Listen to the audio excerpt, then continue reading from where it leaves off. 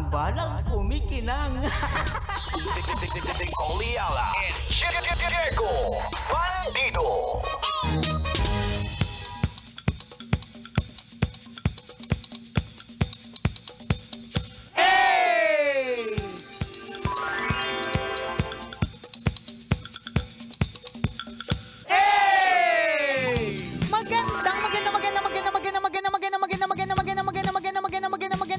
Magandang tanghali, kumikinang na ulo, Diego Bandido!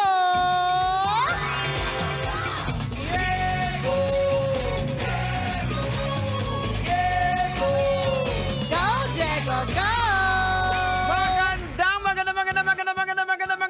Magandang tanghali, kumikinang ina!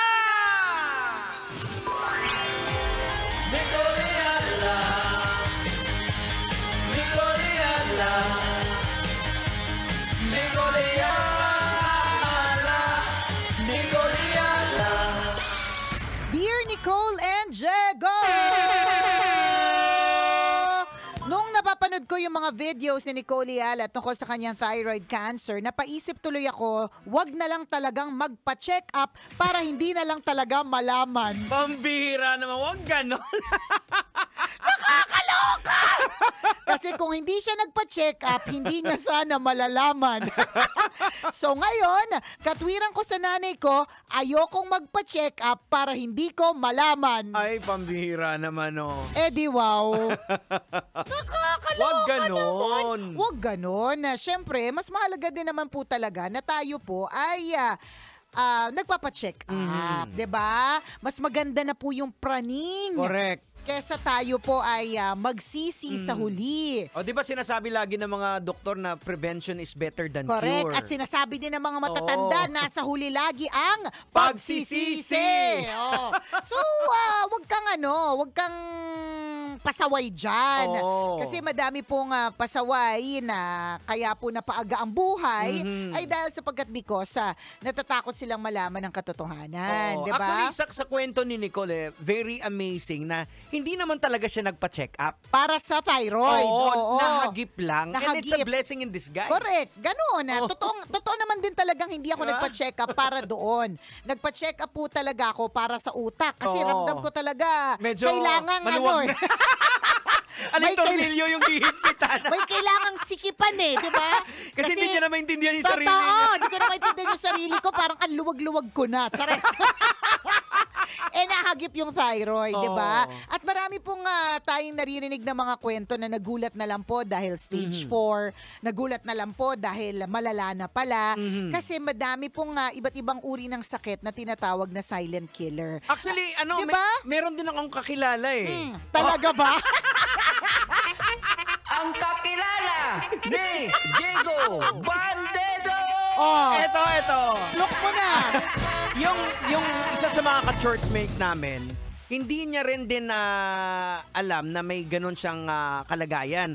Parang nabangga ata siya ng motor. Okay. So, pina-check as a precaution. Dahil so, doon nabangga siya ng motor. So, doon Oo. nakita na may konting bukol doon parang sa brain. Na parang baka sabihing tumor or Oo. something. At lahat po ng bukol ayaw natin. Ay hindi, Oo. may mga bukol na masaya. Chares! At dahil nga Oo. nakita yun, pinag-pray ng buong church, di ba? At so far, so good, wala namang hindi na nag-manifest yung bukol Wala yun. na. Oo. 'Di ba? So in other words, hindi din naman natin talaga malalaman kung hindi natin ipapacheck. Ayan. At minsan katulad na nangyari sa akin at nangyari dun sa churchmate mo, minsan ano siya talaga divine intervention Yes, oo. Hindi mo naman talaga siya pinapacheck, pero kinailangan nahagip. Oo. 'Di ba? May nangyari, kailangan ipa-check, 'di ba? Oo. At ilang beses na ba nangyari, kunyari sa mga kaibigan natin o sa atin mismo, na ang nagpapa-check up yung kasama natin, pero ang na-ospital ay ikaw na sumama. Di ba? Para sa akin yung mga ganun ay divine intervention. Yes. Di ba? So wag mong isipin na wag na lang magpa-check up para hindi malaman. Ako gawain ko yun nung medyo bata pa ako. Oo naman. Ako, hirap naman no. Nananahimik ako tapos Dito na lang eh. malalaman ko, di ba? Dito, marami dito O required yan. tayo, di ba? May annual na libre Correct. yun, ha? Kapag ka birthday mo dito sa kumpanya, Oo. required ka. At annually, meron kang privilege ba ang Oo. tawag doon para magpa-check magpa-check up para tingnan na for Oo. free. Dito ang, pinapagalitan tayo kalusugan. ng HR natin. Correct. Kasi hindi namin po inaabil nung mga bata-bata pa kami. Ayan, di ba? Pero kasi talaga, totoo talaga po ang katotohanan na ang singil talaga kapag ka tumatanda na. Totoo yun. Lahat ng mga pang-aabuso sa katawan, lahat ng mga medyo matitinding ginawa po nating pagpapagod, pagpupuyat, at hindi pag-intindi sa ating mga health. Meron po yung singil at pagbalik balang araw. Correct. Hindi naman kasi biglaan yan naiipon yan Inalagaan mo yan kaya nandyan yan Totoo, di ba? Hindi, tsaka totoo yung sinasabi nilang mga silent killers.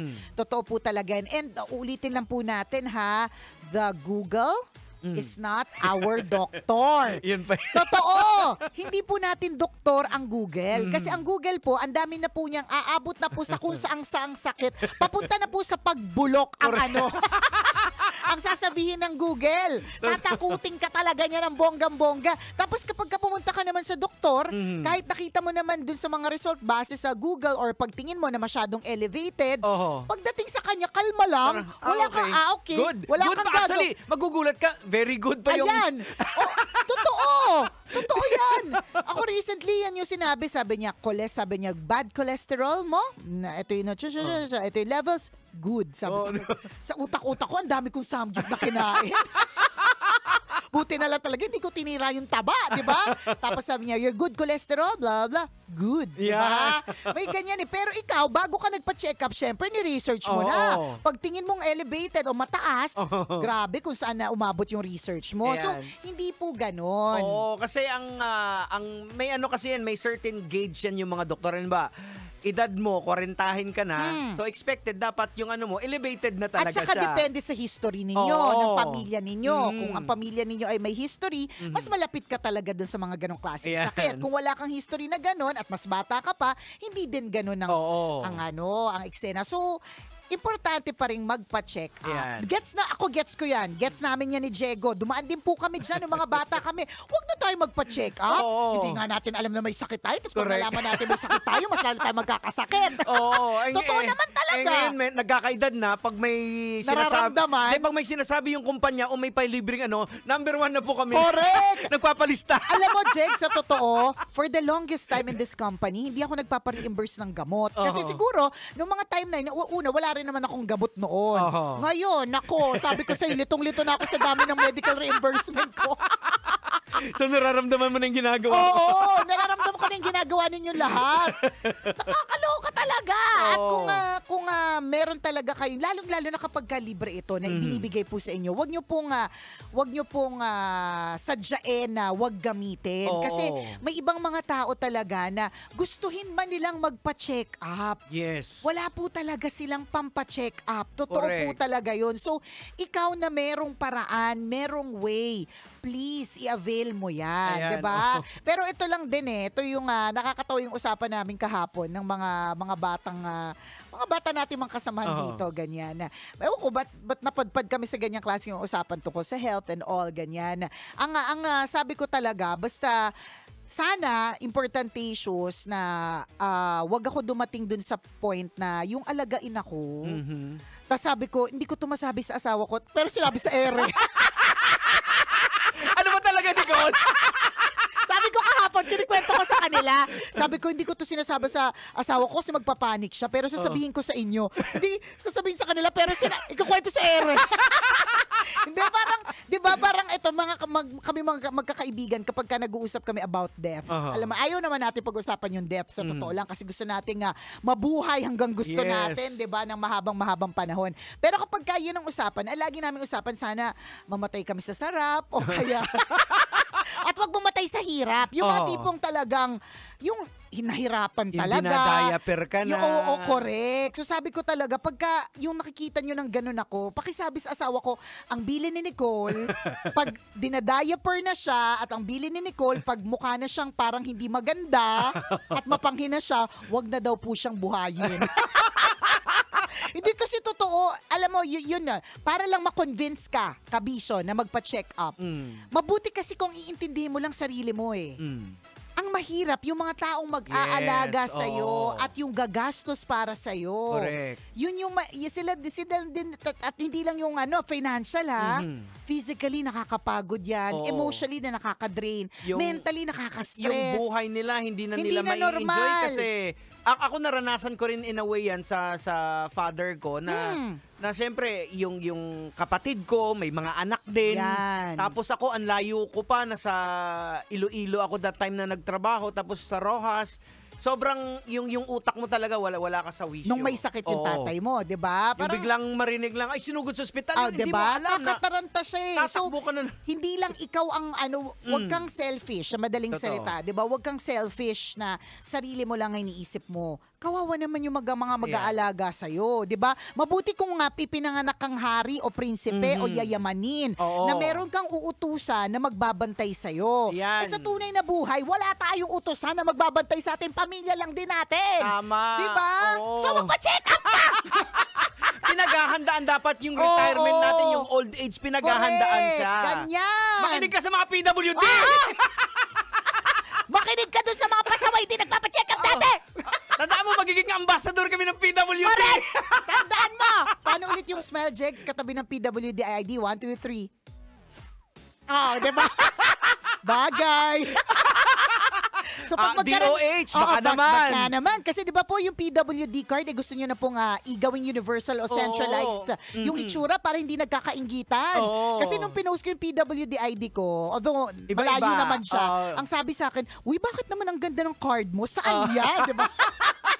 So, di ba magkakaroon ng parang universal, isa na lang ang itsura para Dapat. hindi magkaroon ng dayaan. So, DOH. Ayan. Bekya naman. Paano Ayan. ulit yung smile pag yung pag-model tayo? 1, 2, 3. Yan! DOH, mechanic! So in other words, sa madaling salita, pa-check up. Yan. Alam mo, bibilisan ko lang kasi matatapos na tayo sa ere, no? Yung anak ko, dahil praning kami dati, ha, nung nagkasakit si Princess, onset pa lang ng lagnat niya, lagnat lang ha, kahit panahon ng pandemic, ini-ER talaga namin agad. And na-realize namin, yung naging sakit niya, which is viral meningoencephalitis, mabilis siya. Mabilis siya. Ibig sabihin, pag hindi agad na agapan, na idala sa ospital, ang bilis. Kasi ang bilis utak niyan, yun eh. utak, 'di ba? At marami ako narinig ng ganyang storya. Binaliwala kasi hayaan mo na. O ang ending, nawala. Ayan. Pa-check up! Pa-check up! Oras natin, 12:39. Ako pong kumikinang na ulo, Diego At Bandido. akong kumikinang ina mo, Nicole Liala. Kailangan pa bang i-memorize yan? Basic!